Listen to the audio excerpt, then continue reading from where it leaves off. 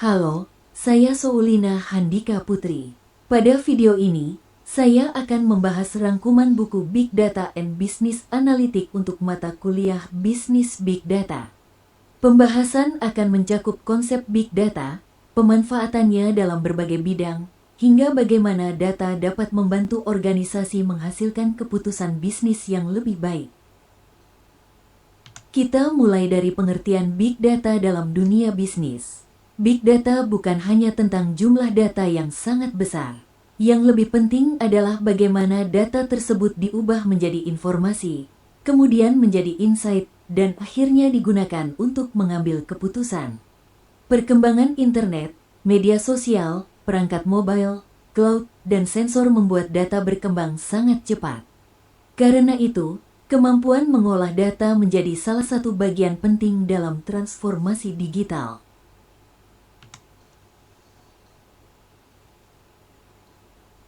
Pada chapter 1, pembahasan berfokus pada architecting the enterprise. Perusahaan membutuhkan infrastruktur untuk mengelola data yang terus berkembang.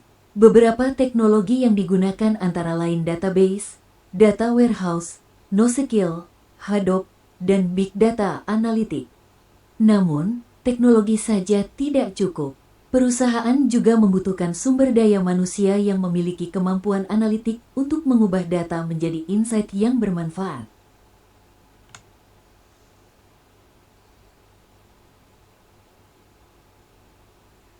Selanjutnya, kita masuk ke penerapan Big Data dalam pemasaran.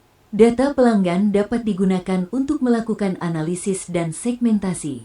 Dari hasil segmentasi tersebut, perusahaan dapat memberikan penawaran yang lebih personal. Contohnya adalah rekomendasi produk atau promosi yang disesuaikan dengan perilaku pelanggan. Dengan demikian, Big Data dapat membantu perusahaan membangun hubungan yang lebih kuat dan meningkatkan loyalitas pelanggan.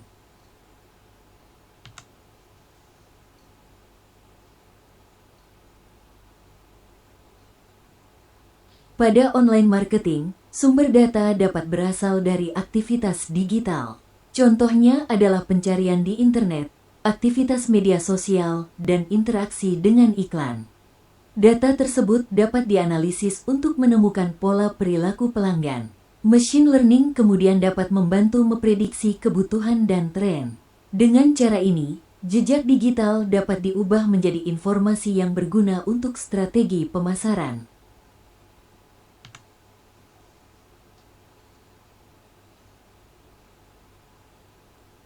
Chapter 4 membahas nilai intrinsik dari sebuah data. Data akan memiliki nilai bisnis apabila memiliki kualitas yang baik. Data harus akurat, relevan, dan informatif. Selain itu, organisasi perlu menerapkan tata kelola dan keamanan data yang tepat.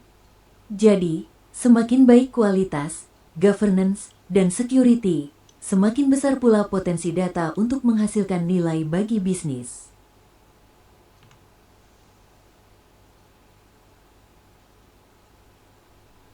Berikutnya adalah High Performance Analytics. Analisis tradisional cenderung menggunakan proses batch dan data historis. Sementara itu, High Performance Analytics mampu melakukan pemrosesan dalam skala besar dengan lebih cepat. Kecepatan ini dapat mendukung simulasi, optimasi, dan pengambilan keputusan. Dengan analisis yang lebih cepat, organisasi dapat merespons perubahan dengan lebih baik. Big Data juga dapat digunakan untuk memahami kompetitor. Perusahaan dapat menggabungkan data internal dengan informasi eksternal. Sumbernya dapat berupa berita, media, informasi industri, review pelanggan, dan data transaksi. Data tersebut kemudian digunakan untuk membangun competitive intelligence. Hasilnya dapat membantu perusahaan memperoleh strategic insight dan menentukan keputusan bisnis yang lebih tepat. Pada bidang kesehatan, Big Data dapat digunakan melalui Electronic Health Records atau EHR. Data yang digunakan dapat berupa riwayat pasien, hasil laboratorium, dan resep. Data tersebut dapat dianalisis untuk membantu diagnosis dan memprediksi risiko kesehatan. Namun, Data kesehatan merupakan data yang sangat penting untuk dilindungi. Karena itu, pemanfaatan big data harus tetap memperhatikan privasi dan keamanan data pasien.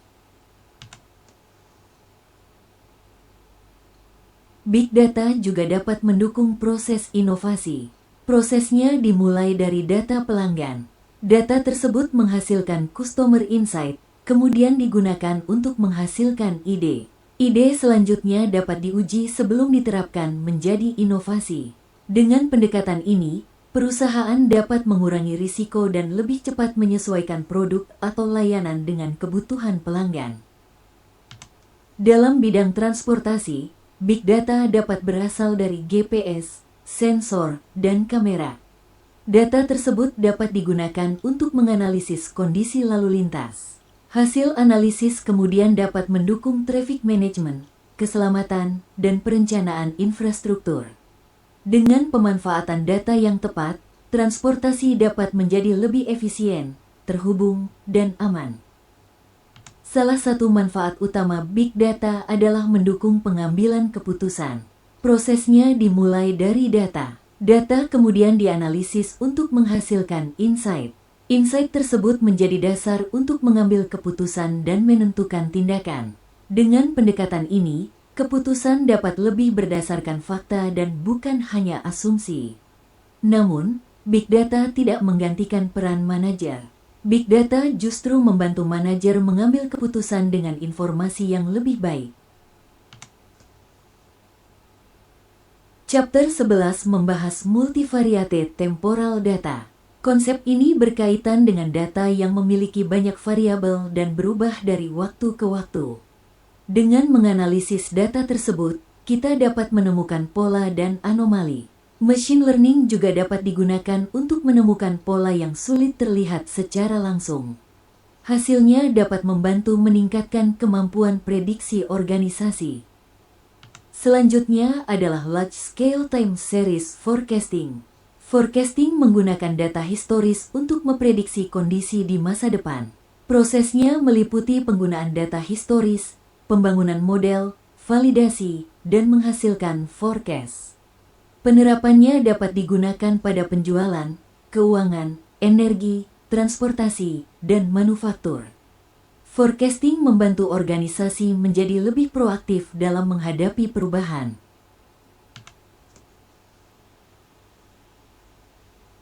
Big data juga dapat digunakan oleh organisasi nirlaba. Salah satu contohnya adalah pengelolaan data donor. Organisasi dapat menganalisis perilaku donor dan melakukan segmentasi. Hasilnya dapat digunakan untuk membuat kampanye yang lebih personal. Dengan demikian, komunikasi menjadi lebih relevan dan kegiatan fundraising dapat dilakukan dengan lebih efektif. Pada bidang healthcare secara lebih luas, sumber data dapat berasal dari rumah sakit, laboratorium, perusahaan asuransi, perangkat medis, dan wearable devices. Data tersebut dapat dianalisis untuk mendukung diagnosis dan treatment. Selain meningkatkan kualitas layanan, big data juga dapat membantu mengelola biaya dan mendukung kebijakan. Namun, aspek privasi dan keamanan data tetap harus menjadi perhatian utama. Pada bidang healthcare secara lebih luas, sumber data dapat berasal dari rumah sakit, laboratorium, perusahaan data memiliki format yang teratur dan wearable devices. Contohnya adalah data dalam database relasional untuk mendukung diagnosis dan treatment. Sementara itu, selain meningkatkan kualitas layanan, big data juga dapat membantu mengelola biaya dan mendukung kebijakan dan media sosial. Namun, karena karakteristiknya berbeda, tetap kedua jenis data tersebut membutuhkan pendekatan pengolahan yang berbeda.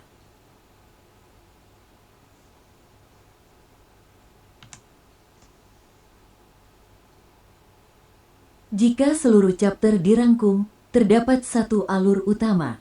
Semuanya dimulai dari data. Kemudian data dikelola dengan teknologi dan dianalisis menggunakan analitik. Hasil analisis menghasilkan insight. Insight digunakan untuk mengambil keputusan.